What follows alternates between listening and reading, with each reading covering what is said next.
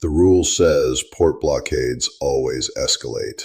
They've never not escalated, and right now the United States is enforcing one at the Strait of Hormuz while the ceasefire is still supposedly active. This just became the most dangerous moment of the entire conflict. So two delegations walked into a hotel in Islamabad on April 11th. 300 Americans, 70 Iranian officials, 21 hours of continuous talks. The largest direct U.S.-Iran meeting since 1979. 47 years of no face-to-face negotiation with military and political leaders in the same room. 21 hours. And it fell apart.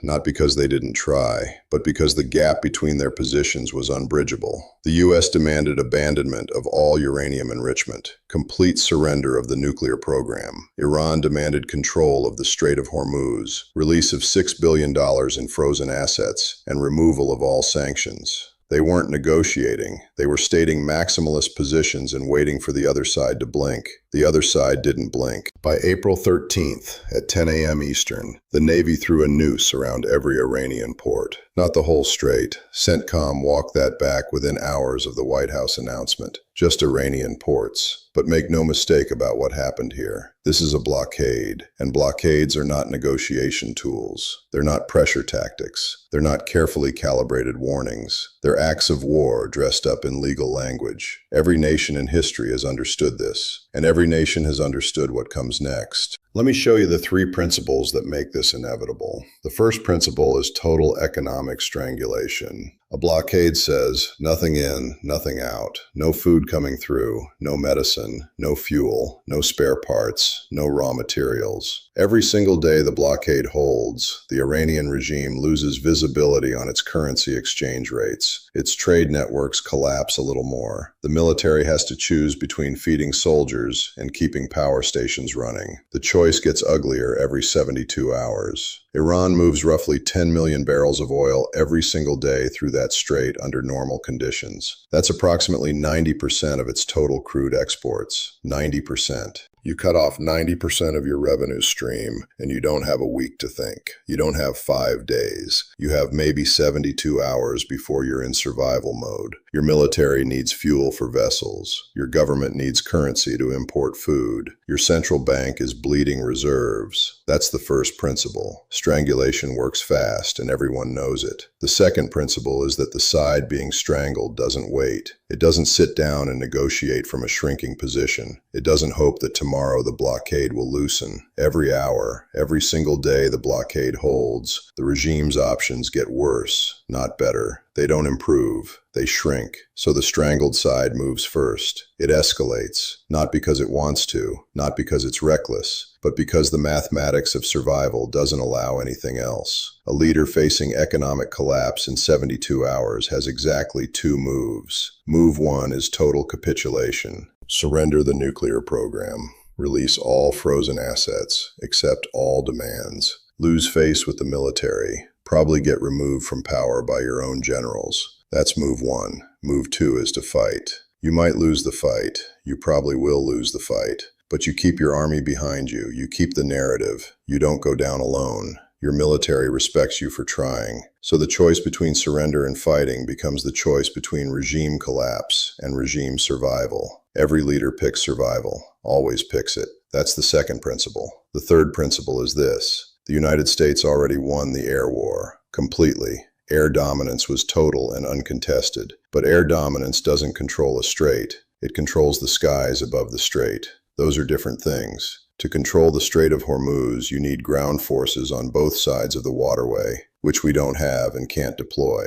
You need constant naval presence in a contested waterway, which puts ships in the crosshairs every second. You need the ability to intercept and inspect every single vessel claiming innocence, which requires a level of violation of international shipping law that our allied nations won't accept and won't help enforce. You need the other side to give up, which it can't do without regime collapse. So the asymmetry is brutal. The weaker side, the one being strangled, has the last move. It can always escalate into the physical space space where the blockader is vulnerable. A destroyer in a 34-kilometer wide strait is a big target in a confined space. You don't need air superiority to hit it. You need one subsonic missile, one armed drone, one mine placed in the right location. That's the third principle. Blockades create desperation. Desperation creates escalation. And escalation in a confined space favors the side with nothing left to lose. Now let me show you what happened the last time we tested this rule. 1987 and 1988. Iraq was strangling Iran's oil exports. They called it the tanker war. Iran started attacking merchant ships throughout the Persian Gulf to prove the waterway wasn't safe for commerce. The strategy was simple: make the strait too dangerous, choke off revenue, force negotiation. The United States came in to protect Kuwaiti tankers, and we called it Operation Earnest Will. Reflagging ships under the American flag, running them through the minefield with naval escort. Iran didn't back down. It kept hitting them. It kept firing at convoys. It kept laying mines. So the U.S. escalated. Operation Praying Mantis. April 1988, the largest U.S. surface engagement since World War II.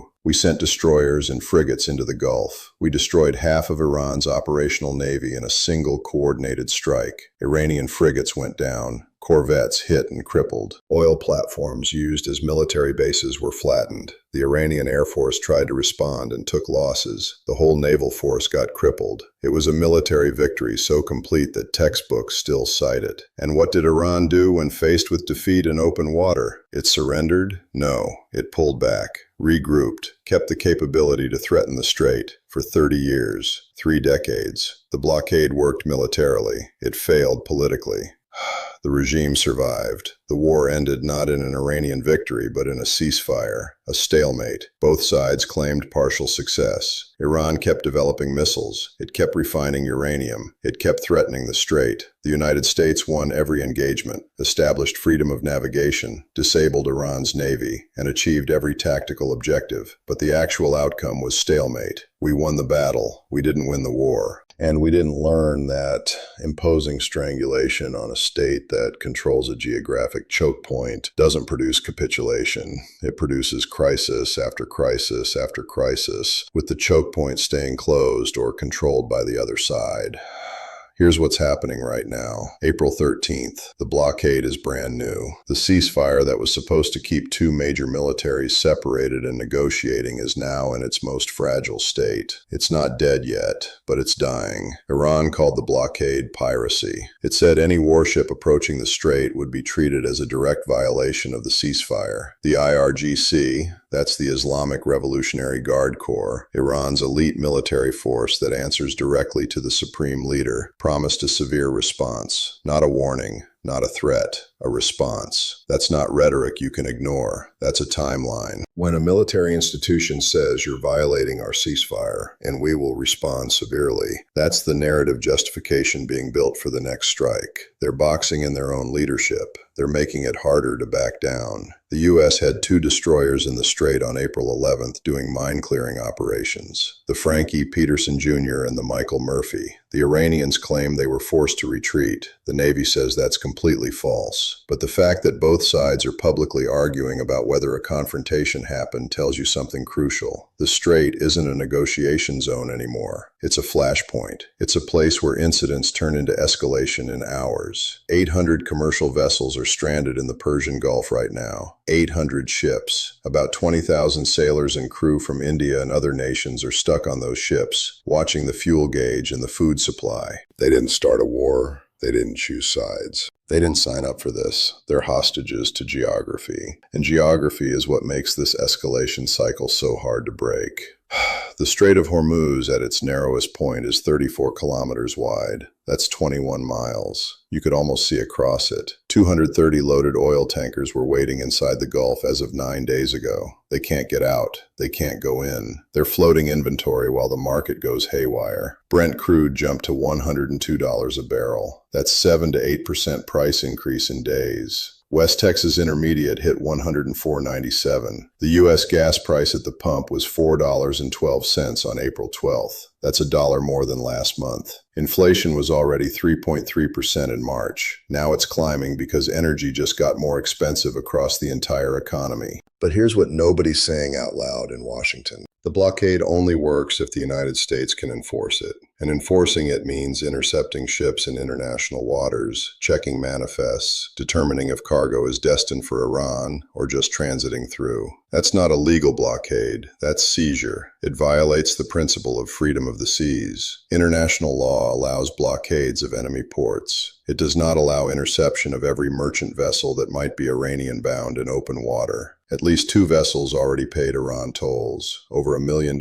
each, in Chinese yuan for safe passage before the blockade began. They have legal claims. Their flag states have claims. This gets into international law very fast, and international law is where naval operations start to lose political control. You can blockade ports. You can't legally seize every ship in open water based on suspicion, but that's what has to happen if the blockade actually works. So the U.S. will do it anyway. And every seizure is a violation. Every violation is a casus belli waiting for someone to push back hard enough. The United Kingdom said no. They're not joining this blockade. Instead, they're organizing a separate coalition dedicated to freedom of navigation. 40 nations, reportedly. They're showing up to keep the strait open, not to enforce an American blockade. That's a split in the military response. You've got the U.S. on one side saying the waterway is closed for Iranian business. You've got the UK and its allies saying it's open for all legitimate commerce. You've got Iran saying it's closed and guarded by force. You've got merchant shipping trying to figure out whose authority actually controls the space. That's not deterrence. That's confusion. And confusion in a militarized maritime space is what turns incidents into wars. One ship moves wrong. One warning shot goes off. One captain panics. The whole system escalates. The ceasefire was supposed to hold for 2 weeks. It was supposed to survive until real negotiations could happen with cooler heads. But a blockade isn't negotiation. It's not pressure that leads to talks. It's the statement that talks are dead and starvation is beginning. The message is, we're going to starve you now. The response to starvation isn't capitulation. It's desperation. It's movement. It's the moment when the military calculus shifts from how do we survive to how do we break this and create enough pain on the other side that they call it off. That moment is now. The blockade is 2 days old. Iran controls mines that it can activate again. It controls missile boats. It controls armed drones. It controls the ability to shut the strait with force. Every single time a blockade has been tried on a nation that controlled the geographic space being blocked, the response pattern was identical: escalation. The British couldn't blockade Ireland into submission in the 1800s. The Union couldn't blockade the Confederacy into surrender without a ground war. Germany couldn't starve Britain with U-boats in World War II. Russia couldn't starve Leningrad into peaceful surrender during the siege. The pattern holds across centuries. A blockade works on a nation that can't fight back. It fails on one that can. Here's the hardest part for Washington to accept. The United States won the air war. Completely. Dominance was total and uncontested. But air dominance doesn't control a strait. It controls the skies above it. Those are different things entirely. To control the Strait of Hormuz, you need ground forces on both sides, which we don't have. You need constant naval presence in a contested waterway, putting ships in harm's way. You need the ability to intercept every vessel without violating international law, which we can't do. You need the other side to give up, which it can't do without regime collapse. So what you actually have is a blockade that satisfies the domestic demand for action. It looks powerful. It feels like victory. It's a statement that we're doing something, but it's built on sand. The second Iran tests it, the second it fires something at a U.S. naval vessel or a ship breaking the blockade, the whole thing shifts. From blockade to sea battle. From economic pressure to active warfare. From a tool of diplomacy to an act of war. And that battle won't be about Iran winning. Iran knows it can't win a naval war against the U.S. Navy. But it doesn't have to win. It just has to make the cost high enough that the ceasefire breaks completely and we're back to the full air campaign. That's the calculation running through Iranian military planning right now. Not victory, survival. The United States is trying to impose costs that force surrender. Iran is calculating that it can absorb costs that prevent surrender. And neither side is wrong about their own mathematics. That's why blockades escalate, because escalation is the only move left when both sides are certain they can't be defeated by pressure alone. The rule isn't a mystery. It isn't controversial. It's been tested hundreds of times across centuries, and every time it holds. Every single time. A blockade on a nation that controls the geographic space being blockaded does not produce surrender. It produces escalation. Always. No exception. No qualifier. The United States just enforced that rule by its own actions, and it's happening now. The ceasefire is still technically alive, but it's being strangled the same way the blockade is strangling Iran. And strangulation doesn't lead to negotiation, it leads to violence. That's not a prediction. That's not speculation. That's history. And history, in this space, never lies. It just repeats.